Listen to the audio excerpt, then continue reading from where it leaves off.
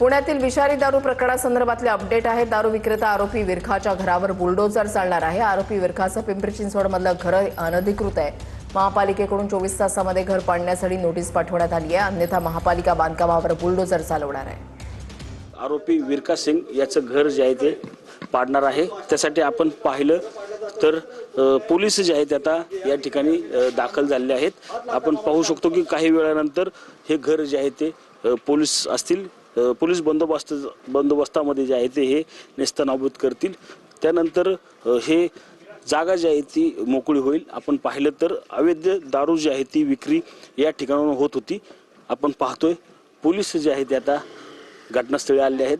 काही वेळानंतर पिंपरी चिंचवड महानगरपालिकेचं पथक जे आहे ते या ठिकाणी येईल। त्यानंतर ह्या घरावर जो आहे तो हातोडा चालवणार असल्याचं देखील आपल्याला गुज पाहायला मिळणार आहे। आपण पाहिलं तर 12 जणांचा मृत्यू जो आहे तो या विरका सिंगच्या घरातून सुरू असलेल्या अवैध दारू व्यवसायातून झालेला आपल्याला पाहायला मिळाला। त्यामुळे आपण पाहिलं तर आज पिंपरी चिंचवड महानगरपालिकेकडून ही कारवाई जी आहे ती या ठिकाणी होणार असल्याचं चित्र आपल्याला एकूण पाहायला मिळणार आहे।